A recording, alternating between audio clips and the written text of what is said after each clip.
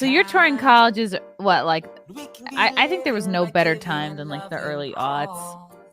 So I wonder, like, if you stopped touring colleges at around the same time that comics, like good comics, wanted to stop Right. touring colleges because the woke was getting so intense. But, you know, like, did that ever affect you? I know I'm jumping around a lot. Right. So it's like you can perform your music. It's not like you hear a song and someone's gonna be like, "Oh, fuck you!" Like we can't, you know, we can't talk about that. Whereas comedy, you have people who will yell out and heckle you. Oh, I'm offended. We can't make fun of those groups or that people or whatever. Right. Yeah, it felt like over time, I just felt less detached from it. Like my banter in between songs, I always felt was sort of like a comedy routine anyway, because I was playing these sentimental love songs, these love ballads to, you know, young college girls. But in between, like my show wasn't really like a serious show because I'd banter with the college students. We'd be playing these small venues on the college campus sometimes, and you'd have back and forth, but like you'd say something. And like early on, I could say, you know, something in between songs and get a good laugh. But like over time, it seemed like that type of humor or whatever I was trying Wow. to So say they were sort of, tightening up. yeah, it sort of died off. And so I think that had a lot to do with it, you know. And I understand like a lot of comedians nowadays, like, they don't tour colleges these days anyway, because the humor's gone. There's so much worry about offending anybody. You Yeah, know, you're worried about what are you gonna connect with these kids with, and now I feel like yeah, I would prefer people who have, like, lived a little bit of life and have had some life experiences so that we can, like, laugh about the same stuff, and it's just right. like, I don't know. Not that college kids don't deserve to laugh and have a good time, but it's like you haven't had many of Yeah. them haven't had jobs yet, so it's like you just don't know. Yeah. You Yeah. haven't suffered enough. I think, like, yeah, at that age, like, you think, like, you've made it into the world because you Yes. graduated high school, You and you're then a now you're Oh, you think living you're on your hot own. shit, especially like, "Oh, I have a degree and my mom doesn't have a college degree, so I'm better than her." It's like I'd come home Yeah. for holidays talking about, like, the homeless and social justice, and my dad would be like, "Shut the fuck up." And now I, like, understand. I look back and I'm like, "He was right." Yeah. Isn't that funny, though? Like, I used to think, like, in the middle of all this, touring and stuff, like, I was in my 20s, and I was out there doing all this stuff, and it's just you're so filled with ego at that age. Like, I felt like I could write a book about my life, and people would connect with it, and I look back now, I'm like, "You didn't have a story. Like, you haven't gone through anything at that point."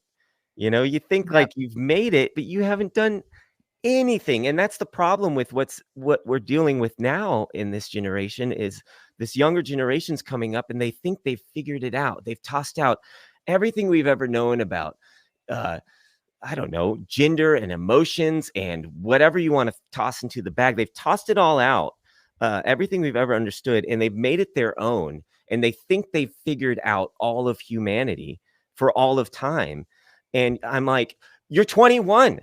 You Right. don't know. And you're gonna, You just got a bank card. yeah. Yeah. And in a few years from now, you're gonna go, oh shoot, I was stupid. Mhm. But I don't, unless nobody tells them, because I think you and I grew up in a generation where you had a grandparent who was able to slap you on the back of the head and tell you you're acting like an idiot. Oh, I was constantly being told that I wasn't shit. Like, I knew they say, "Oh, you're the participation trophy generation." That must have been some other group of people because I didn't get shit. Like, Right.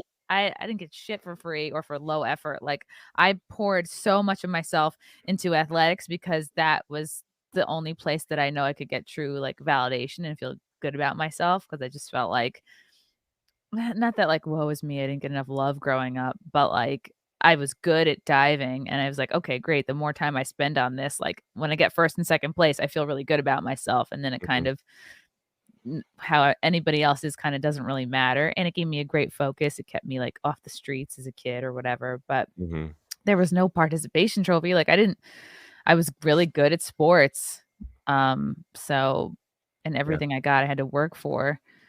Mhm. So I don't know, maybe I don't know. I'm technically a millennial, but I don't identify as one. Right. I'm the same way. And like I think that's what we had was like these days with social media, you get instant feedback and gratification, and you can create your feedback loop for yourself. Whereas like when I was starting music, like my grandpa would come out to a show and be like, you're too loud, or you were off key, or like he'd tell you all this stuff. And that stuff made me better as a performer, as an artist. It made me earn, a good show from him to get that kind of comment back, like, hey, you did really good, that kind of stuff.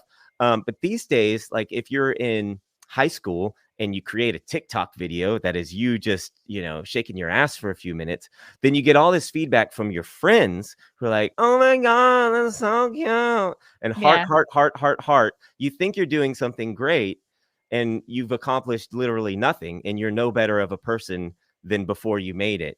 And you think you're contributing something, but you're not. And so there's a lot of confusion about that, I think. But now I'm just right. Like ranting even if your TikTok gets to the point where you're monetizing that, like, okay, but then what? Are you going to become a professional like influencer? I just feel like a lot of these platforms can waste a lot of your time during these precious years that you're supposed to be like, okay, where are my strengths? Like, what am I meant to do in this life? Like, what is God calling me to do?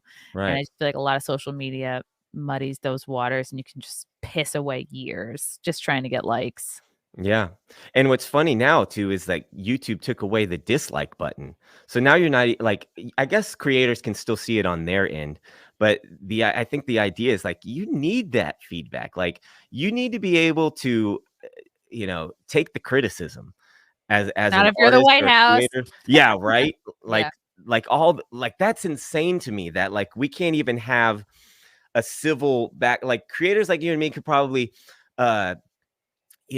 handle, whatever kind of snide remarks that come our way. And we can just say, okay, fine, whatever.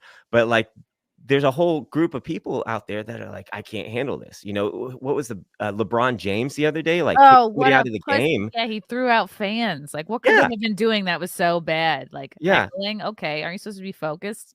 Yeah. Aren't you like a gigantic professional athlete, like not supposed to be swayed by a couple of kids? We need to get back to suck it up.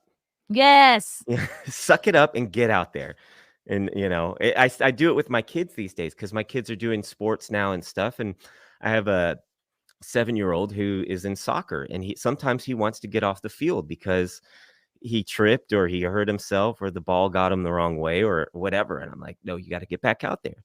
You got to suck it up. You have to, because it's going to make you a better player. And it's going to, you need to learn about your teammates are relying on you. And there's a lot of lessons in there. And we're just like hard truths. We need hard truths. I tweeted about that a few weeks ago. I'm like, we got to get back to this. Like, we don't have to be mean to each other, but we have to be able to tell each other the truth. Otherwise, like, look at where we're at right now. It's ridiculous. And there's virtue in a physical struggle. There's virtue in pain to a degree, because had I not spent like 10 years like in diving, I think I would be less inclined as an adult to like go work out, like, yeah, it's supposed to be hard, but that's how you gain muscle and like take care of your physical form. And like, if I hadn't had sports as a kid, I'd be like, oh, it's hard, I'm gonna stop going to the gym. Yeah, and I think that's what's been removed, is that kids these days, they go, oh, it's hard, I'm done. Just letting you know you said kids these days. That's an actual thing you said. I don't care. I don't care at this point. I'm going to be 39 next year, and I've got gray in my beard. I can't pretend to be young anymore, so I might as well just bathe in kids these days and yelling at them. That's where I'm at too. Yeah, because I think it's sad to be a person who's like I'm in my late 30s too. It's like, I'm not trying to be wearing Forever 21 anymore. Like, it's good. I want to be like a cool grown ass woman. Yeah, we need responsible. Like, we used to have like guys like what's his name, Mr. Rogers. He wasn't hip or anything, but he was a respectable older adult. He knew himself. Yeah, he wasn't trying to like, wear a starter jacket and like Jordans. Like, could you imagine the tone of Mr. Rogers if he came in and he's like, "What's up, guys? It's me, Mr. Rogers. You can call me Fred." Like, nobody would have watched that show. You could see through it, Yeah, let's see what N-words are rolling up on this train. It's just puppets. Yeah, right. Yeah. I liked Mr. Rogers. Ooh, we Yeah, got a super everybody chat. did, and he was himself. That's the great thing He about it. was. He knew himself. That's so crucial. Like, you could be corny, but if you know yourself, people will be like, "I like that guy."